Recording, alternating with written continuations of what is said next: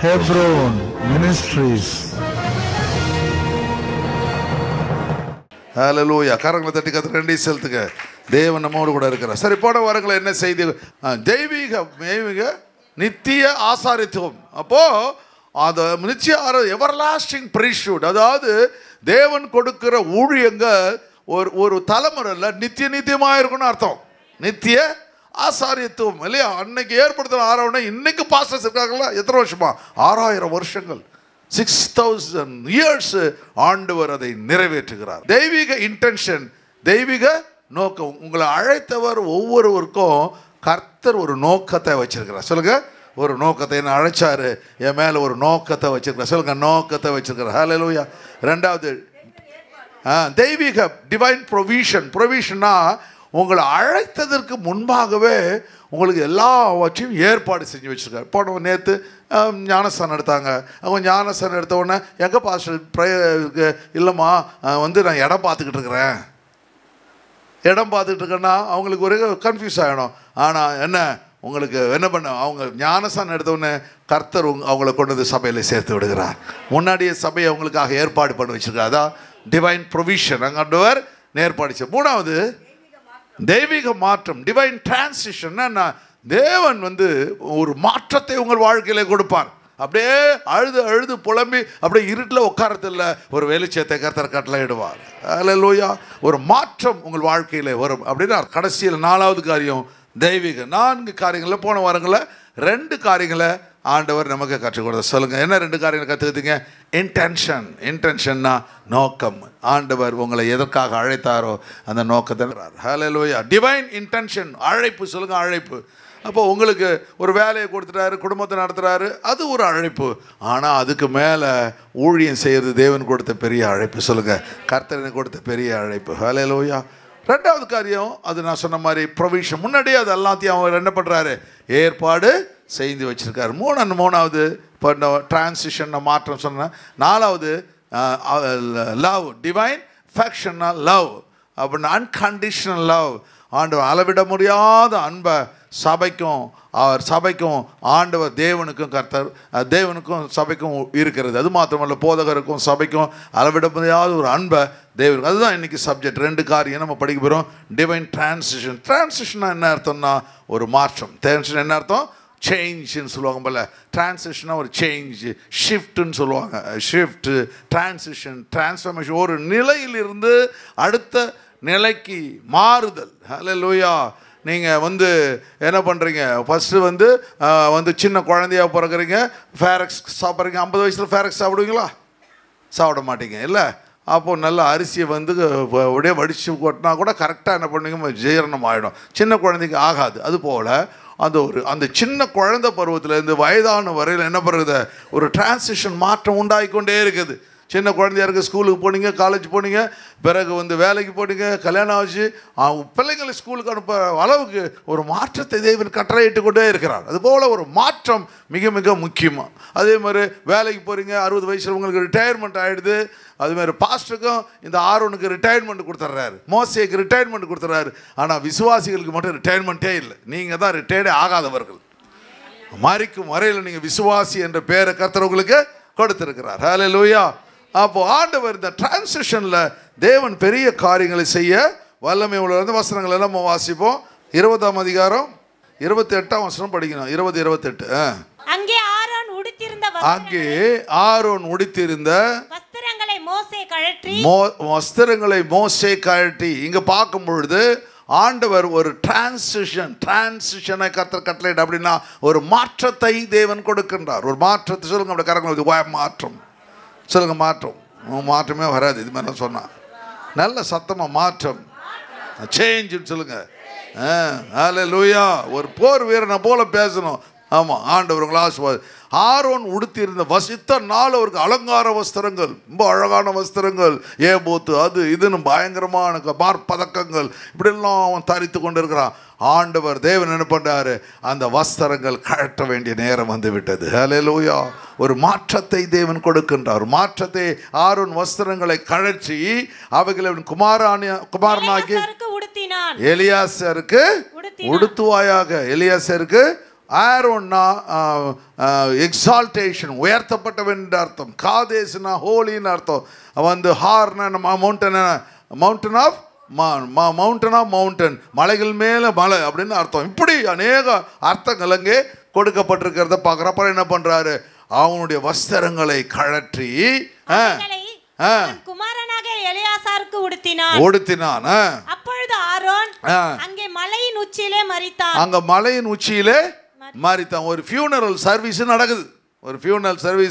நடக்குது. இப்போ பிள்ளைங்கள்லாம் என்ன பண்ணாங்க, அலமாதிக்கு போயிட்டு அந்த சில்ட்ரன் ஹோமில் போயிட்டு சாப்பாடு கொடுத்து அவங்களோட ஒரு நாள் ஃபுல்லாக இருந்து என்ன பண்ணாங்க, எல்லாம் 20 பேர் ஒரு ப்ரொசஷன் மாதிரி ஒரு அணியாக போயிட்டு செஞ்சுட்டு வந்தாங்க. இங்கே ஆண்டவர் என்ன சொல்கிறாரு, மோசையை கூப்பிடுறாரு, மோசை வந்துடுறான். பிறகு ஆரோனை கூப்பிட்றாரு, ஆரோனை வந்துடுறான். எலியாசாரை கூப்பிட்றான். இத்தனை நாள் அவங்க பார்த்தது, இஸ்ரவேல் ஜனங்கள் பார்த்தது, மோசையை கூப்பிடுவார், ஆரோனெல்லாம் கூப்பிட மாட்டார், மோசையை கூட தான் பேசுவார். பிறகு என்ன பண்ணுறாரு, இப்போ மோசையும் கூப்பிட்றாரு. 3வது காரியம் எலியாசாரை கூப்பிட்றாரு. எல்லாரும் கவனிக்கிறாங்க, என்னடா புதுசாக அது நடக்குது அப்படின்னு சொல்லிட்டு எல்லாம் கவனிக்கிறாங்க. 3 பேரையும் மலைக்கு மேலே வான்னு சொல்கிறாரு. 3 பேரும் மலைக்கு மேலே போகிறாங்க. புதிய ஏற்பாட்டில் இயேசுவோடு கூட யார் யார் போவா? யோவான், மத்தேயு,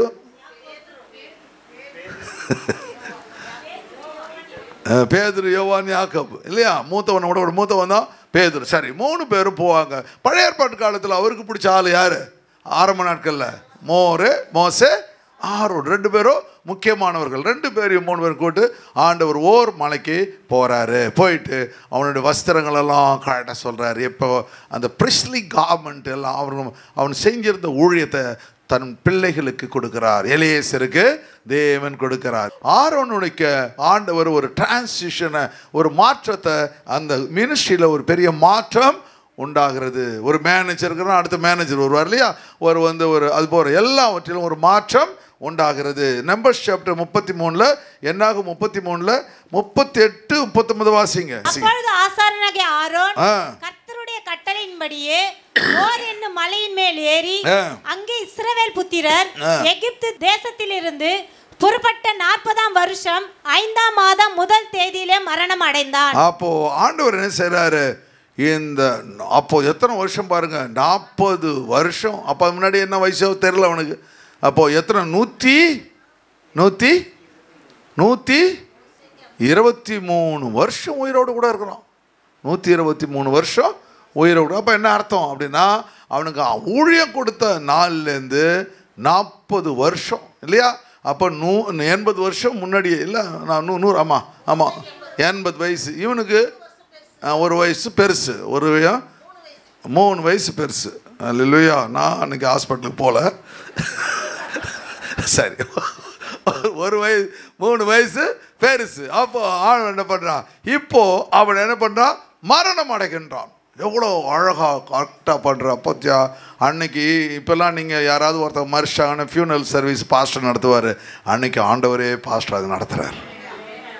ஏன் நடத்துகிறாரு? அவர் நேசித்த ஒரு குடும்பம், மோசே, ஆரோன், மிரியாம், தேவன் நேசித்த குடும்பம். அவர்கள் தான் இஸ்ரவேல் ஜனங்களை எகிப்திலிருந்து கொண்டு வந்தார்கள். அதனால் பார்க்குறாரு, எனக்காக அல்லவா இவர்கள் ஊழியம் செய்தார்கள், என் பிள்ளைகளெல்லாம் இவர் அழைத்து கொண்டு வந்தார்கள், அதனால் இவருடைய மரணத்தை நானே நிறைவேற்றுகிறேன். ஹல்லேலூயா! எவ்வளோ பெரிய ஸ்லாக்கியம் இல்லை? ஆண்டவரே பெரிய தேவன் ஒரு அடக்க ஆராதனையை நடத்துகிறார். ஹல்லேலூயா! the transition அங்க நடக்குது, ஒரு பெரிய மாற்றம் நடக்குது. பாருங்க, வசனத்தை வாசிங்க. ஆரோன் ஓர் என்னும் மலையில மரணம் அடைந்தபோது 123 வயதாய் இருந்தான். 123 வயதாய் இருந்தான். 123ல ஆரோன் மரித்தவன். மோசே எப்போ மரிக்கிறான்? 120ல் மரிக்கிறான்ல. 25 120 40 40 வருஷம். பார்வன் எகிப்தில் 40 வருஷம், வனாந்தரத்தில் 40 வருஷம், ஆனால் இதில் மொத்தம் 120 வருஷம், 120 இயர்ஸ். அவன் கண்கள் இருளடையவில்லை. ஹல்லேலூயா! சரி, அப்போது ஆண்டவர் ஒரு டிரான்சிஷனை கொடுக்குறாரு.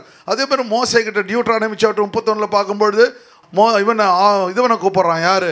யோசுவாவை கூப்பிட்றான். பலங்கொண்டு திடமனதாயிரு, பலங்கொண்டு திடமனதான கர்த்தர் நம்முடைய முற்பிதாக்களுக்கு வாக்கு தந்த தேசத்தை நீ சுதந்தரித்துக் கொள்வாய். அப்போ அந்த வார்த்தைகளை என்ன சொல்கிறானோ அதே போலயே அவர்கள் சுதந்தரித்துக் கொள்கிறார்கள். ஹல்லேலூயா! அப்போ நீங்கள் ஆண்டவரை நம்பி வந்திருக்கீங்க. கர்த்தர் உங்களுக்கு என்ன வாக்குத்தத்தத்தை கொடுத்தாரோ நிச்சயமாக இதை நிறைவேற்றுவார். ஹல்லேலூயா. ஆண்டவருடைய நம்பி வந்தவர்களை ஒரு நாளும் கைவிட மாட்டார். ஹல்லேலூயா. உன்னை விட்டு விலகுவதும் இல்லை, கைவிடுவதும் இல்லை. சொல்லுங்க, என்னை விட்டு விலகுவதும் இல்லை, என்னை கைவிடுவதும் இல்லாத ஒரு தேவன் என்னோடு கூட இருக்கிறார். ஹல்லேலூயா. இதோ வனாந்தரத்திலே வழியை உண்டு பண்ணுவேன். ஹல்லேலூயா. அபூர்வமானவளை சிந்திக்க வேண்டாம் என்று ஆண்டவர் சொல்றார். வனாந்தரத்தில் வழியை உண்டு பண்ணுவேன், ஆவந்திர வழியிலே ஆறுகளை உண்டு பண்ணுவேன். இல்லையா? வனாந்தரத்தில் ஆண்டவர் என்ன பண்றாரு? வழிகளை உண்டு பண்ணுகிறார். ஆவந்திர வழியில் ஆறுகளை உண்டு பண்ணுகிறார். அவர் சொல்றாரு, நான் தெரிந்து கொண்டவர்களுக்காக இதை செய்வேன். உன் வாழ்க்கை இந்த சாயங்கால வனாந்தரமாக இருந்தாலும், உன் வாழ்க்கை யாருமே பார்க்க முடியாத அவாந்தரம் இல்லை இருந்தாலும், கர்த்தர் சொல்றாரு, நான் ஆறுகளை உண்டு பண்ணுவேன். ஹல்லேலூயா, ஹல்லேலூயா.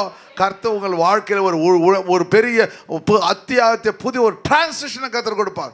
எல்லாம் வனாந்தரமாக இருக்குது, எங்கே பார்த்தாலும் மரம் செடிகள் கொடிகள் ஒன்றுமே இல்லை. ஆனால் கர்த்தர் சொல்கிறாரு, நான் அங்கே ஆறுகளை உண்டு பண்ணுவேன். ஆறுகள் வந்துச்சுன்னா மரம் செடி கொடிகள் பூக்கள் கனிகள் எல்லாம் வந்துடும். அப்போ ஆண்டவர் கீழே வசனத்தை வாசிங்க, ரொம்ப அழகாக இருக்கும் அந்த வசனங்கள். 43 ஐசியா 43 அந்த வசனம் பாருங்க, என்ன அழகாக இருக்கு. நான் தெரிந்து கொண்ட ஜனத்தின் தாகத்துக்காக வனாந்தரத்திலே தண்ணீர் காட்டு மிருகங்களும் வலு சர்ப்பங்களும் கோட்டான் குஞ்சுகளும் என்னை கனம் பண்ணும். ஹல்லேலூயா. நான் ஆறுகளை உண்டாக்குவதனால என்ன செய்யும்? நீங்க மாத்திரமல்ல, தெரிந்து கொண்டவர்கள் மாத்திரமல்ல, அங்க இருக்கிற வலு சர்ப்பங்கள். ஹல்லேலூயா. அவன்லாம் நினைக்க, இத்தனை நாளும் ரொம்ப தூரமா போயிட்டு ஆற்றை தேடி போய் தண்ணி குடிச்சிட்டு வந்தேன், என் பிள்ளைங்களை கஷ்டப்பட்டு எடுத்துகிட்டு போய் அந்த பிள்ளைங்களுக்கு எப்படி தான் தண்ணி குடிச்சது தெரியாது, பாம்பு குட்டிங்களுக்கு எப்படி தண்ணி குடிச்சதுன்னு தெரியாது. ஆனாலும் எவ்வளோ கஷ்டப்பட்டிருக்கோம், கோட்டான் குஞ்சுகள் எல்லாம் கஷ்டப்பட்டிருக்கோம். இப்போ கர்த்தர் இருக்கிற இடத்துல கர்த்தர் ஆறுகளை உண்டு பண்ணி விடுகிறார். அவைகள் என்னை கனம் பண்ணும். ஹல்லேலூயா. அப்போ ஒரு மிருகங்கள் என்ன செய்யுது? மிருகங்கள் தேவனை கனம் பண்ணுகிறது. மிருகங்கள் தேவனை கனம் பண்ணுகிறது. மிருகங்கள் தேவனை கனம் பண்ணுகிறது. மிருகங்கள் தேவனை கனம் பண்ணுகிறது. இன்னும் புரியல.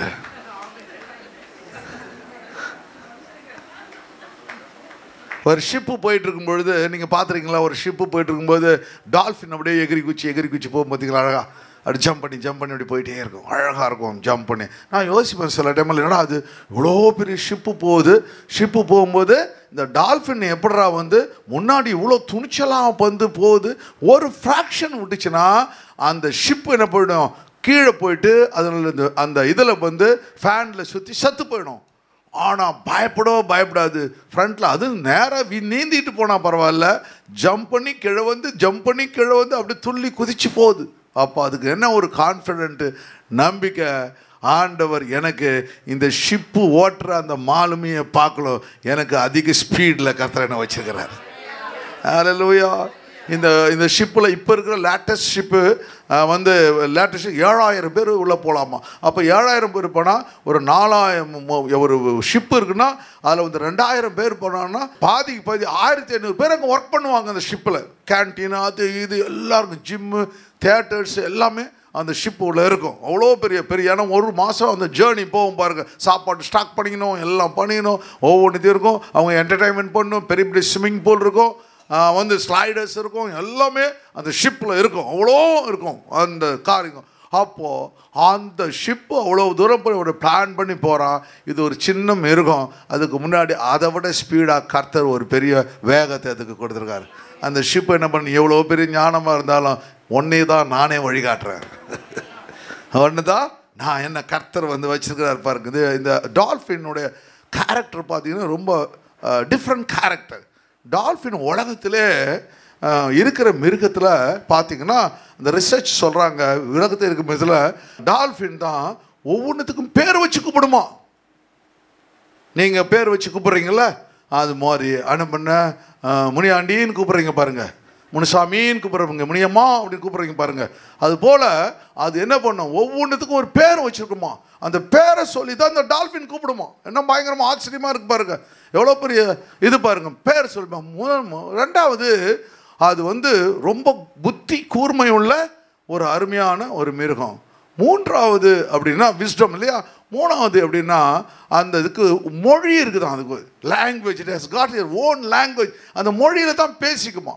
இந்த டாக்ஸுக்கெல்லாம் ஒரு மொழி இருக்குது பார்த்தீங்களா? அதே மாதிரி நீங்கள் பறவைகளை பார்த்தா பறவைகளுக்கு ஒரு மொழி இருக்குது. அந்த மொழி நமக்கு புரியாது, அந்த பறவை குஞ்சுகளுக்கு புரியும்.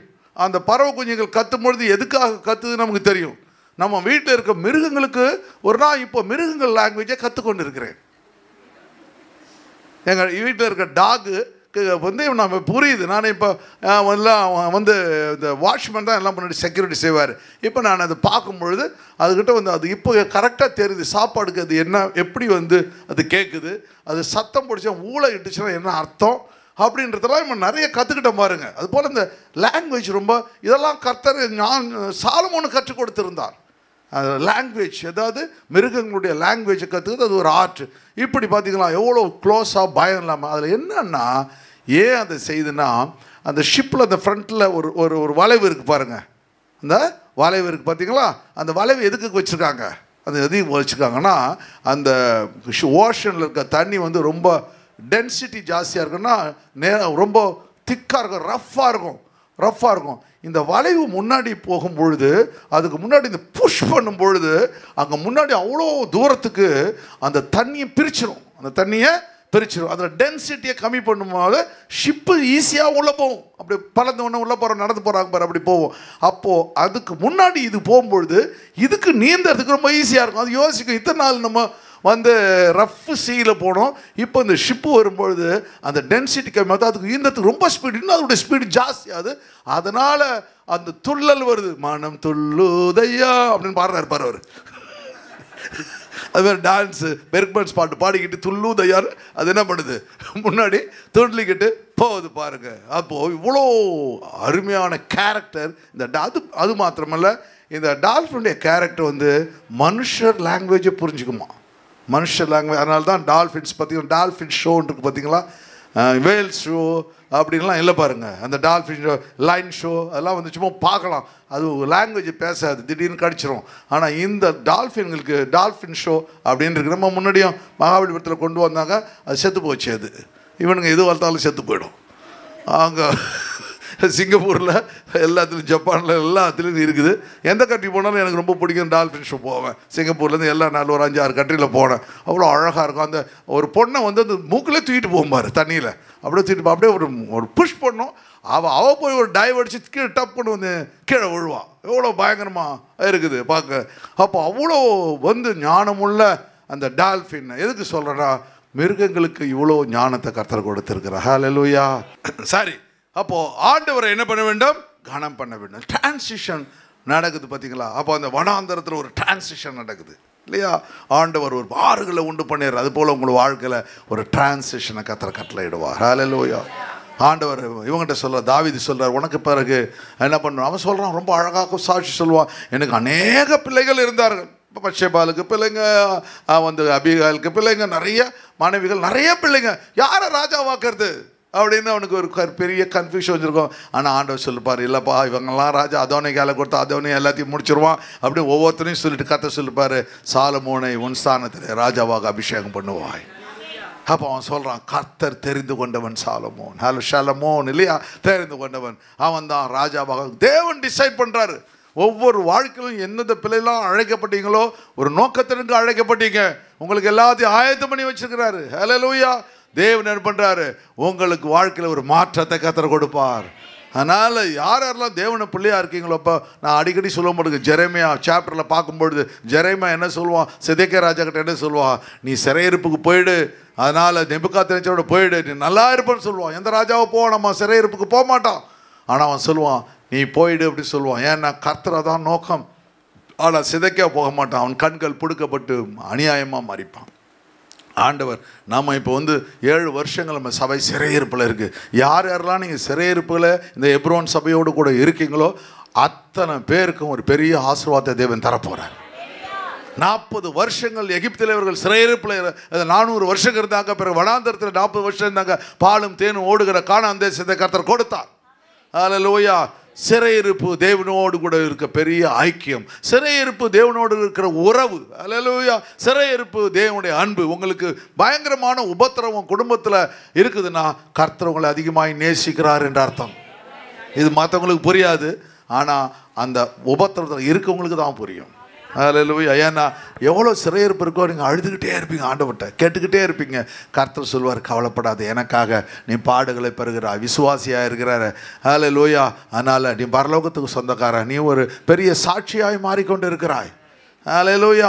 தேவனுடைய திட்டங்கள் அங்கே செயல்பட போகிற சாலமோன் ஆண்டவர் மாத்துறாரு. அதே மாதிரி அருமையான யார் பவுல கர்த்தர் என்ன பண்ணுறார், நான் ஓட்டத்தை முடித்தேன், விசுவாசத்தை காட்டு, நீதியின் கிரீடம் எனக்காக வைக்கப்பட்டிருக்கிறது பவுல் சொல்கிறான் பாருங்க. திமோத்தியை ஆண்டவர் அவனுக்கு மேரேஜ் ஆகல, கர்த்தர் ஆவிக்குரிய பிள்ளையை உருவாக்கி விடுகிறார். உங்களை கர்த்தர் என்ன பண்ணுவார், ஒரு பெரிய நோக்கத்திற்கென்று உருவாக்குகிறார். ஹல்லேலூயா. நீங்கள் எந்த வேலையை செஞ்சு கொடுத்தாலும் கர்த்தருடைய பார்வையில் நீங்கள் விலையேறப்பட்டவர்கள். சொல்லுங்கள் பக்கத்தில் பார்த்து, நான் என்ன வேலையை செஞ்சாலும் அது முக்கியமல்ல, கர்த்தருடைய பார்வையில் நான் விலையேறப்பட்டவன். சொல்லுங்கள், கர்த்தருடைய பார்வை விலையேறப்பட்டவன். கர்த்தர் என்னை ஒரு பொக்கிஷமாய் பார்க்கிறார், என்னை கொண்டு கர்த்தர் பெரிய காரியங்களை செய்ய போகிறார். ஹல்லேலூயா. ஆண்டுடைய திட்டங்கள் அங்கே செயல்படுத்தப்படுகிறத தேவன் நமக்கு கட்டளை எடுக்கிறத பார்க்க முடிகிறது. பரிசுத்தாவின் வல்லமையான அபிஷேகத்தையும். ஹல்லேலூயா. அதனால்தான் எபிரேயர் புத்தகம் 7ஆம் அதிகாரம் 24ஆம் வசனத்தில், அன்றியும் அவர்கள் மரணத்திலிருந்து நிலைத்து கொடுக்காமல் ஆசாரியர்கள் அநேகரா இவரோ என்றென்றைக்கும் நிலைத்திருக்கிறபடியினாலே மாறி போகாத ஆசாரியத்துவம் உள்ளவராய் இருக்கிறார். ஆசாரியத்துவம். பழைய ஏற்பாட்டு நாட்களில் ஆரோன்னு எல்லாம் ஆசாரியாக இருந்தாங்க, அவங்க எல்லாம் மரித்து போயிட்டாங்க. ஆனால் இயேசு கடைசி வரை இருந்திருக்காண்டா, அவரே நம்முடைய பாவம் நிச்சயம் ஆண்டவர் ஆசாரியராக இருக்கிறார். ஹல்லேலூயா. அப்போ ஆண்டவர் தேவன் என்ன பண்ணுவார், என்ன திட்டங்களை சபை கொடுத்தாரோ தேவன் திட்டங்களை நிறைவேற்றி கொண்டு வருகிறார். கரங்களை தட்டி காத்து கண்டி செலுத்துங்க. ஹல்லேலூயா, ஹல்லேலூயா, ஹல்லேலூயா. இவர் எப்படிப்பட்டவர்னு சொல்லி எபிரேயர்ல பவுல் எழுதுறான், பரிசுத்தரும் குற்றமற்றவரும் மாசில்லாதவரும் பாவிகளுக்கு விலகிறோம். அப்போ உலகத்தில் இருக்க ஆசாரிகள் தவறுகளை செய்வாங்க, ஆனால் இயேசு ஒருவர் தவறுகளை செய்யாதவர். ஹல்லேலூயா. அப்போ எப்படிப்பட்டவர், பரிசுத்தர். சொல்லுங்க, பரிசுத்தர், குற்றமற்றவர், மாசில்லாதவர், பாவிகளுக்கு விலகினவர், வானங்களுக்கு உயர்ந்தவர். அவரே என்னுடைய பிரதான ஆசாரி. கரங்களை தட்டி கதிரண்டி சொல்லுங்க, அவரே என்னுடைய பிரதான ஆசாரி. ஹல்லேலூயா. அப்படிப்பட்ட ஒரு தேவன் நம்மோடு கூட இருக்கிறார். ஹல்லேலூயா. அதனால்தான் எல்லா ஆசாரியரை பார்க்கல, இவருடைய வாழ்க்கையில் ஒரு டிரான்சிஷன் வருது பாருங்க. முதல்ல எப்படி இருக்கிறாரு, பிதாவினுடைய செல்லப்பிள்ளையாக இருக்கிறாரு, உலகத்தை வராரு, அவர் என்ன பண்ணுறாரு, ஞானஸ்தானம் பெற்றுக்கொள்கிறார், ஒரு மாற்றம், ஞானத்தான பிறகு ஊழியத்தை ஆரம்பிக்கிறார், ஒரு மாற்றம். பிறகு என்ன பண்ணுறார், எல்லாரோடும் சேர்ந்து அவர் ஊழியம் செய்கின்றார், ஒரு மாற்றம். பிறகு என்ன பண்ணுறார், அவர் மறிக்கின்றார், ஒரு மாற்றம். கடைசியில் பரலோகத்துக்கு எடுத்துக்கொள்ளப்படுகிறார். அவருடைய வாழ்க்கையில் டிரான்சிஷன், அதாவது மாற்றங்கள் நடைபெற்று கொண்டே இருக்குது. அதுபோல் நம்முடைய வாழ்க்கையிலும் கர்த்தர் மாற்றங்கள் கூட, மாற்றங்களுக்கு என்ன செய்யணும், ஆண்டவரே நான் இப்படி இருந்தேனே, இப்படி ஆகிட்டேனே, இப்படி இருந்தேனே, இப்படி ஆகிட்டேனே, இப்படி தான் வயசான ஆகுமா. ஹல்லேலூயா. ஐயோ இப்படி இருந்தேனே, இப்படி ஆகிட்டேன்னு சொல்லாதீங்க. நீங்கள் நான் நல்லா இருந்தேன், இதை விட நல்லா என்ன வச்சுருக்கிறார்.